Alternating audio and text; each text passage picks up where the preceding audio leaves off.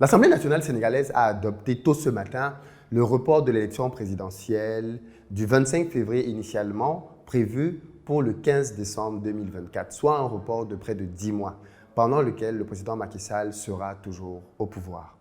Alors même que l'on se souvient qu'il était un farouche opposant contre tout report de date d'une élection présidentielle, comme le démontrent les vidéos à cet effet.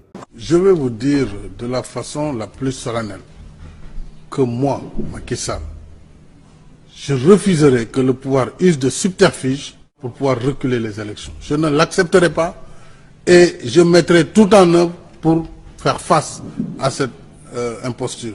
Nous ne pouvons pas accepter, sous quelque prétexte que ce soit, que les élections de 2012 soient reportées. Je l'ai dit d'ailleurs il y a plusieurs semaines, plusieurs mois. Nous ne donnerons pas une minute de plus au président de la République après l'élection du 26 février. Mais il faut préciser que ce matin, le vote a été précédé d'un grand tumulte. D'ailleurs, la gendarmerie a dû entrer dans l'hémicycle pour pouvoir sortir tous les députés de l'opposition quasiment, afin de permettre que le vote puisse se tenir. Regardez vous-même les images. Nécessité pour les uns, coup d'État institutionnel pour les autres, analyse divergente aujourd'hui au Sénégal. Après qu'hier, les députés ont adopté une loi qui repousse au 15 décembre prochain l'organisation de l'élection présidentielle et qui prolonge le mandat du président Macky Sall. 105 voix pour, une seule contre. Il faut dire que les députés d'opposition qui réclamaient un débat sur le fond avant le vote ont été évacués de l'Assemblée par les forces de l'ordre. À Dakar, Léa-Lisa Vesterhoff. Au sortir de là, je vous invite simplement à écouter le compte rendu d'un député de l'opposition concernant l'analyse qu'ils font de la situation. Et ensuite, je vous lirai les communiqués officiels de la CEDEAO sur la situation actuelle, mais aussi de l'Union africaine. C'est très édifiant. Vous avez suivi avec nous ce qui vient de se passer. Ce qui s'est passé tout ce matin au niveau de l'Assemblée nationale. Je vais vous dire, la démocratie est abolie au Sénégal. Vous avez suivi avec nous toute la manipulation qu'il y a eu derrière cette procédure de création de commission d'enquête parlementaire. Il y a une complicité entre des groupes parlementaires pour vouloir reporter les élections. Et ils ont pu développer un lexique de vocabulaire pour nous parler de dérogation, pour nous parler de suspension ou d'annulation. Il ne s'agit rien d'autre que d'un prolongement du mandat du président de la République au-delà du terme qui est prévu par la Constitution. Il a prêté serment d'être le serviteur absolu de la nation. Mais vous avez constaté avec nous qu'il vient lui-même d'organiser un coup d'État constitutionnel. Et aujourd'hui, s'il vous plaît, aujourd'hui, je voudrais porter mes accusations contre lui. Parce que lui, il a acheté la poudre. Le PDS a acheté la mèche et ensemble, ils ont mis le feu à ce qui nous restait de la démocratie. Voilà le constat qui est fait aujourd'hui. Et ce qui se passe, ils n'ont même pas laissé le soin aux députés de se prononcer. Une chose aussi grande qu'une modification, qu'une suspension de la Constitution. Ils ont refusé le débat, nous l'ont imposé et nous ont amené la gendarmerie qui a à nouveau, encore une fois, violé l'hémicycle. Je rappelle qu'à l'installation de la 14e législature, on a vu la gendarmerie rentrer ici et des députés avaient été accusés, c'était nous qu'on avait accusés. Vous comprenez maintenant qui sont les traîtres du peuple. Vous comprenez maintenant qui sont ceux qui gèrent leurs propres intérêts. Nous avons tenu ensemble les députés de l'opposition, les vrais députés de l'opposition, ceux-là qui pensent qu'on ne modifie pas la Constitution comme ceci, ceux-là qui pensent qu'on ne peut pas proroger le mandat du président de la République au-delà des délais qui étaient prévus. Mais voilà le visage que nous offre la démocratie sénégalaise. Et je vais accuser la France, je vais accuser la CEDEAO, je vais accuser l'Union européenne, je vais accuser l'Union africaine d'être le souteneur du tyran. Parce que la communication qu'ils ont sortie, vous avez vu, c'est une communication qui dit « le monsieur a suspendu la Constitution ». On passe dessus, trouver les accords pour trouver de nouveaux délais pour des élections. Quelle est la différence entre un militaire qui rentre dans un palais, qui fait sortir le président et qui suspend la Constitution? Quelle est la différence entre celui-ci et le président de la République qui suspend la Constitution et qui va au-delà du délai? La CEDEAO est complice, la France est complice, l'Union africaine est complice, l'Union européenne est complice. Je le dis à haute et intelligible voix et c'est notre conviction à nous tous. Ils sont les souteneurs du tyran. Et aujourd'hui, vous avez vu les brimades qu'ils ont fait contre les députés. On ne peut même plus, dans notre lieu de travail, on ne peut même plus respecter l'immunité parlementaire. On ne peut même plus respecter la sacralité de ce que constitue l'Assemblée nationale. Nous sommes vraiment désolés. Mais la suite... L'élection est reportée au 15 décembre. Quelle est votre réaction? L'élection est reportée au 15 décembre. L'élection est reportée au 15 décembre. On vient de donner encore aux tyrans la possibilité de pouvoir rester au pouvoir encore pendant des mois et des mois. Pendant ce temps, les prisonniers vont continuer à croupir en prison. Pendant ce temps, voilà ce qui est en train de se passer. Ce qu'on voulait simplement dire. Les agressions sur les députés. Non, mais on a constaté les agressions sur les députés. Oui. On a vu qu'on les a pris en aparté. Ils les ont amenés dans un coin, ils les ont bastonnés, ils les ont violentés. Mais ça, c'est dommage.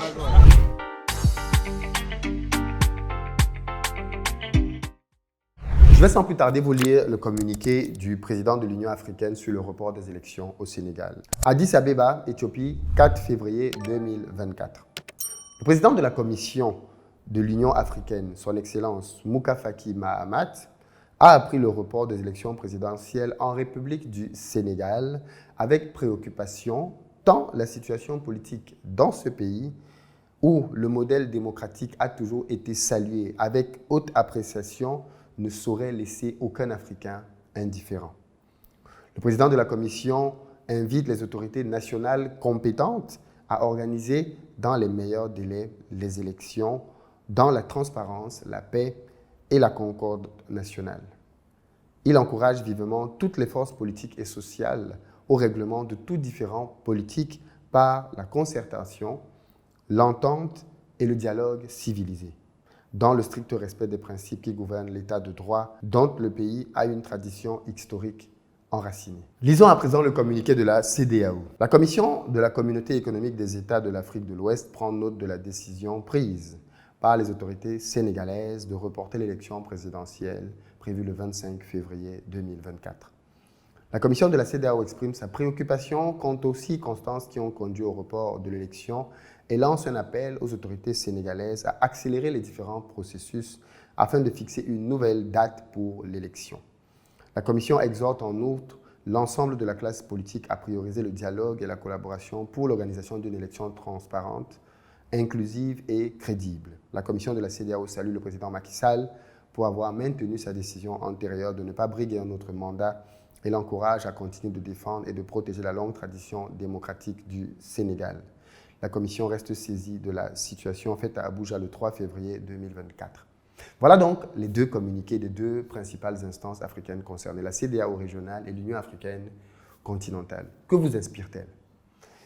Pour ma part, je trouve que ces communiqués sont quand même assez légers compte tenu de la situation et de ce qui est en jeu. On pourrait s'attendre à ce que ces deux institutions-là aient des communiqués dans lesquels ils prennent clairement position parce que ce qu'on lit ici semble plutôt valider le fait qu'un président de la République peut décider lui-même de modifier la date d'une élection présidentielle. Je rappelle que c'est quelque chose d'extrêmement grave. Ce n'est pas une simple décision. Écoutez vous-même ce que Macky Sall disait à ce sujet. Ce qui concerne éventuellement le report d'une élection, ce n'est pas possible. De l'élection présidentielle, des élections locales, on peut les repousser, ça passe. Des élections législatives, à la limite, ça passe. Puisque, bon, c'est toujours des députés, on prolonge. Mais le président de la République ne peut pas prolonger son mandat, c'est impossible. Et cette question avait été posée en 2006, je vous le rappelle, parce qu'il y a des gens qui agitaient aussi la possibilité pour le chef de l'État en 2006 de reporter un peu les élections et d'engager un dialogue politique avec l'opposition pour organiser les élections en 2009. Mais nous qui étions arrivés, lui avions dit que ce n'était pas possible. Il ne faut pas augmenter d'une journée son mandat. Sinon le pays serait dans le chaos puisque les gens ne le reconnaîtraient plus. Il n'y aurait plus d'autorité dans ce pays. À partir du moment où le président n'est plus reconnu, chacun fera ce qu'il veut. Et ça, c'est dangereux pour le pays. Donc ça, c'est une fiction. Ceux qui pensent ainsi doivent cesser de rêver. Le président ne peut pas augmenter pour une journée. Sauf si le Sénégal, on ne sait pas, se trouvait dans une guerre très grave. Là, ce sont des conditions particulières. parler d'électricité, de délestage, pour parler de report d'élection présidentielle, je crois que ça n'est pas très sérieux quand même. Et l'un des plus farouches opposants au report d'une date d'élection, ce n'est personne d'autre que le président Macky Sall. Je me demande bien si cette attitude des dirigeants de la CEDEAO ne laisse-t-elle pas elle-même craindre que ce genre de choses puisse se reproduire dans d'autres pays. Vous savez, la CEDEAO a été très claire. Elle veut combattre les coups d'État militaires. Elle veut à tout prix combattre les coups d'État militaires. Elle ne veut plus que des militaires puissent prendre le pouvoir aux civils pour pouvoir faire des troubles dans un pays. Et d'ailleurs, on l'a vu avec le Niger, la CEDEAO a été très ferme. Elle a même outrepassé complètement ses missions. En décidant de sanctionner le Niger comme elle l'a fait, elle a clairement outrepassé de très loin ses prérogatives. Et il s'en est d'ailleurs suivi aujourd'hui une rupture entre les pays de l'AES, c'est-à-dire le Mali, le Niger, le Burkina et le reste des pays de l'Afrique de l'Ouest, dans lesquels il faut quand même préciser que tout le monde n'est pas forcément d'accord. Mais on a quand même vu la fermeté avec laquelle les dirigeants de la CEDEAO étaient en train de s'opposer au fait que des militaires prennent le pouvoir, parce que ceci était anticonstitutionnel. On pourrait quand même s'attendre à ce que, quand un acte posé par un président de la CEDEAO, qui clairement est anticonstitutionnel, que ceci puisse aussi faire que les dirigeants de la CEDEAO se lèvent et montent au créneau. Et dans ce sens, les communiqués qui ont été présentés sont quand même assez légers. Si le président Macky Sall lui-même, aujourd'hui, va à l'encontre de ce qu'il a toujours condamné, il me semble que c'est à la CEDEAO et à l'Union africaine, si ces institutions veulent rester crédibles, de prendre position très clairement et de dénoncer cette décision. Ce que l'on voit plutôt dans le communiqué de la CEDEAO, c'est le fait qu'on félicite le président sénégalais de ne pas d'avoir maintenu sa décision antérieure de ne pas briguer un autre mandat. Qu'est-ce que ça veut dire? Que dans la CEDEAO, on n'est pas d'accord avec le fait qu'un président brigue un troisième mandat, parce qu'il y a d'autres présidents dans la CEDEAO qui ont brigué des troisièmes mandats sans que la CEDEAO ne condamne. Pourquoi, quand il s'agit de Macky Sall, on le félicite du fait qu'il n'ait pas décidé de briguer un troisième mandat? Briguer un troisième mandat est-il une mauvaise chose?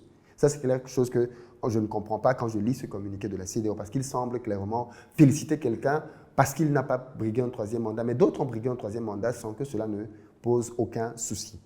Et puis, de l'autre côté, si la réaction de la CEDEAO est aussi timide quand il y a une violation de la Constitution, comme c'est le cas au Sénégal, est-ce que ceci n'encourage-t-il pas les autres présidents de la République à pouvoir, s'ils le souhaitent, briser les constitutions de leur pays en décalant des dates d'élection? La date de l'élection présidentielle est fondamentale parce qu'une fois que le président arrive au terme de son mandat, il ne reste plus au pouvoir. Enfin, qu'est-ce qui le légitime à rester au pouvoir? Qu'est-ce qui le légitime à rester au pouvoir? Dans le cas d'espèce, Macky Sall lui-même, quand il était encore candidat de l'opposition face à Ouad, avait très clairement fait comprendre que rien, à part la guerre et encore, ne justifiait un report d'élection présidentielle. Donc le motif qui est présenté, d'après ce que le président Macky Sall lui-même avait dit, semble léger. On a le sentiment ici d'être face à un motif qui n'est pas assez costaud, pas assez consistant pour justifier que le président Macky Sall se retrouve aujourd'hui dans la peau de quelqu'un qui va rester au pouvoir pendant 10 mois. Mais il va rester avec quel statut? Quel mandat? Qu'est-ce qui va le légitimer? C'est le vote de l'Assemblée nationale? OK. Allons-y donc un peu plus loin. Si dans 10 mois, OK, quelqu'un d'autre décide de porter encore plainte, parce que ça c'est possible, si quelqu'un d'autre dans 10 mois décide de porter encore plainte contre l'Assemblée, contre la Cour constitutionnelle, en disant que non, la Cour constitutionnelle, il y a un autre juge là qui est corrompu, qu'est-ce qu'on va faire? On va encore prolonger les 10 mois? C'est ça le problème quand on ouvre ce genre de brèche, c'est qu'on ne sait plus comment les fermer. Qu'est-ce qui empêche désormais au président de pouvoir prolonger encore une fois, 2 fois son mandat en disant qu'il y a eu telle opposition entre l'Assemblée nationale et la Cour constitutionnelle, donc je vais reporter ma présence au pouvoir, je vais la prolonger en tout cas. C'est ça qui fait peur en tout cas. Moi, c'est ce que je crains un tout petit peu, c'est-à-dire que cette situation crée un précédent dans lequel on se retrouve bien évidemment à